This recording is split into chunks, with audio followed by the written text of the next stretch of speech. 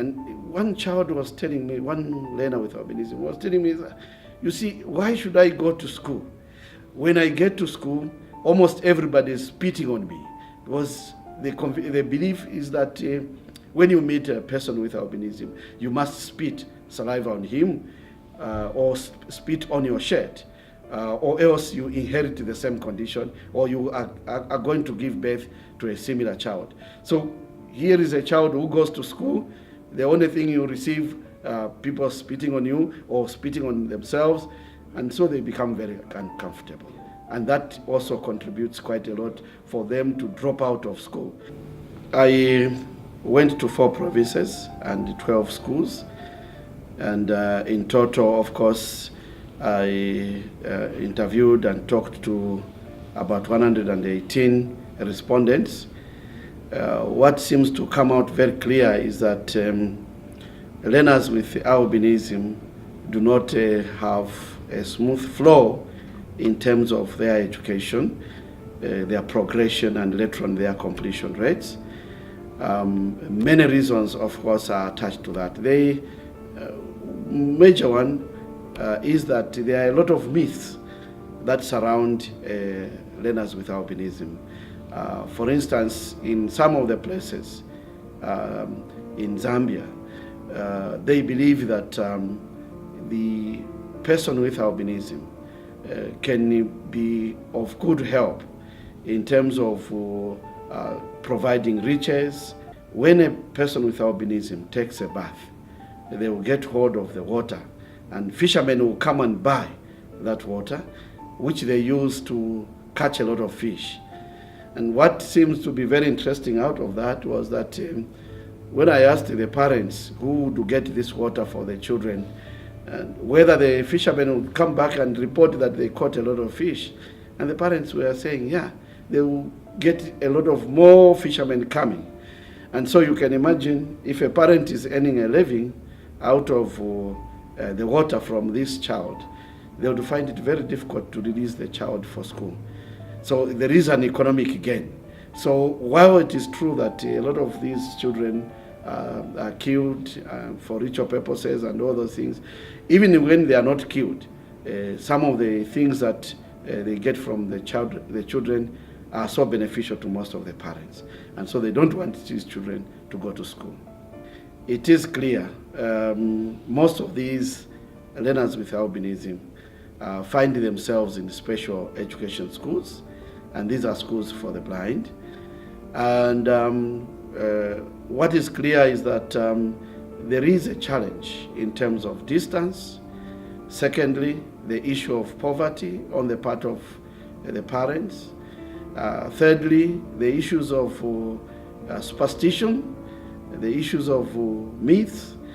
Many parents do not still feel that a child with albinism could be intelligent enough that he would be able to acquire education if taken to school. And so they think that it's a waste of resources. But apart from that, you know, there is a conviction and a belief that most of the learners, children with albinism, they just disappear. So you imagine you invest a lot of money in this child, and before he reaches grade 12, probably he disappears. So most of the parents feel, and just the community, they feel that it will be a waste of resources to spend a lot of money on a child with albinism. And just to give you a simple example, statistics that came from the Ministry of Education, 2015, on generally all the learners with generally learners with disabilities, the statistics showed that 189,600 children were in primary school, but out of that, only 9,000 were found at secondary school. So you put together all those things, you find that even our learners with albinism, they will start well in grade 1. But by the time they get to secondary school, the numbers will have reduced. And by the time they get to grade 12, the numbers will have reduced even further because of the other factors that come into play. I think that one is a huge gap because to begin with, the families where these children are found, they themselves are afraid of releasing these children because this community surrounding them will always be hunting after these children with albinism. He said that they're hunting them for their hair, they're hunting them for maybe body parts. Of course, Zambia has not recorded a lot of deaths in this area, except the 5 which were reported last year in the eastern part of Zambia, which is closer to Malawi. But just those issues that they need their hair, they need their water, they need anything that they can get hold of from an individual with albinism, that makes them quite uncomfortable. The statistics that I got in schools, the majority of children with albinism were girls. It's difficult to understand that one because I know that albinism is inherited. I don't know whether women inherit it more than boys.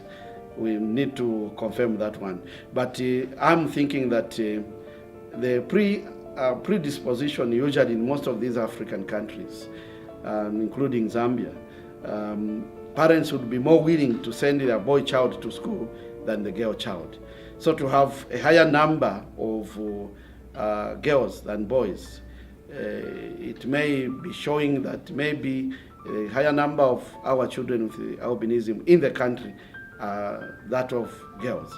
Was out of the 145, which I got from the administrators in different schools, 80 of them were female learners with albinism. The Ministry of Education can come up with policy, specific policy to help learners with albinism. That would be good. The other thing should be also teachers.